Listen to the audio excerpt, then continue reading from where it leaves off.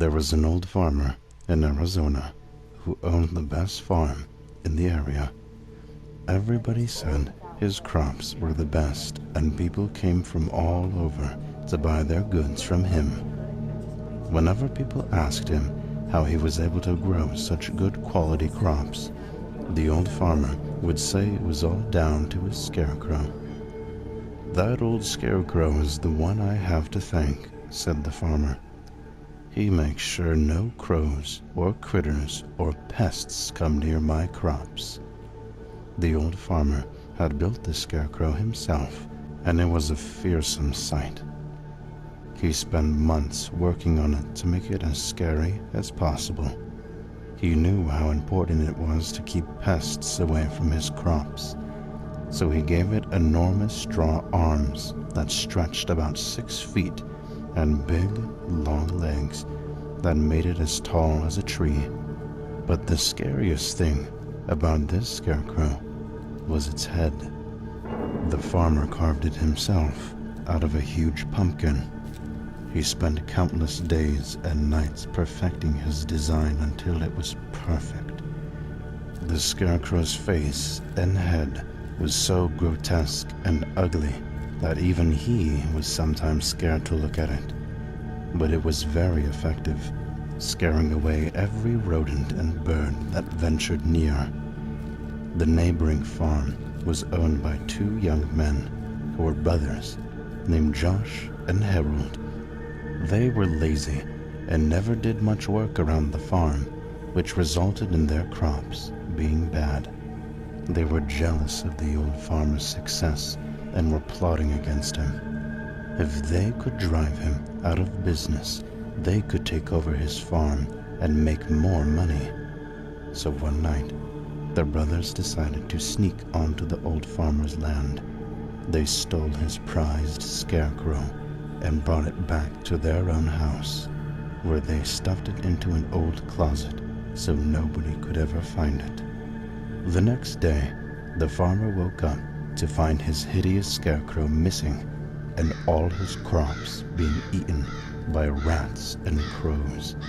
He fell to his knees and cried, knowing that his farm would soon be out of business. Meanwhile, the brothers Josh and Harold were watching from their own property and couldn't help laughing out loud when they saw the old man's tears of grief. Hearing the laughter, the old farmer came over and asked them if they knew what happened to his scarecrow. The brothers looked him right in the eye and said they had no idea where his precious scarecrow might be. "But you know I'll go out of business and have to sell my farm if I can't find my scarecrow," said the farmer. Josh just laughed in his face, saying, "That's just your tough luck, isn't it?" "Sucks to be you," giggled Harold. The old farmer walked slowly back to his house, his head hanging down in defeat and depression. That night, as Josh and Harold had trouble sleeping, not because they felt any remorse, but because they couldn't get that image of the scarecrow's horrible, twisted face out of their minds. They decided they would never be able to sleep as long as that ugly pumpkin head was in their house. So they got up and dragged the scarecrow out of the closet. Harold took a baseball bat and smashed the scarecrow's head to pieces until all that was left was little bits of pumpkin strewn around the floor. The brothers swept up the pumpkin head pieces and threw them in the trash. Then they went back to bed and were soon fast asleep, having put all thoughts of the disgusting scarecrow face out of their heads. Sometime after midnight, Josh and Harold were awoken by the sounds of scratching and clawing at their bedroom door.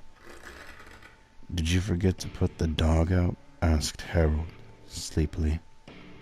"We don't have a dog," stammered Josh. Suddenly, the bedroom door burst open and a solitary long straw arm snaked in through the opening. Then a second arm thrashed around, followed by two long stick legs. The two brothers were frozen in fear.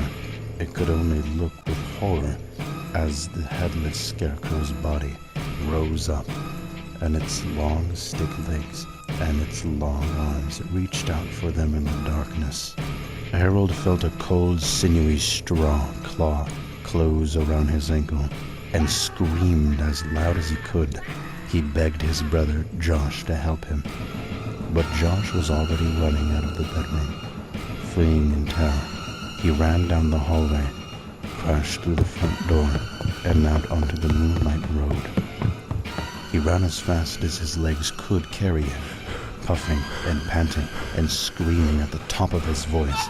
As he passed his neighbor's house, he saw the old farmer standing at his gate in the moonlight.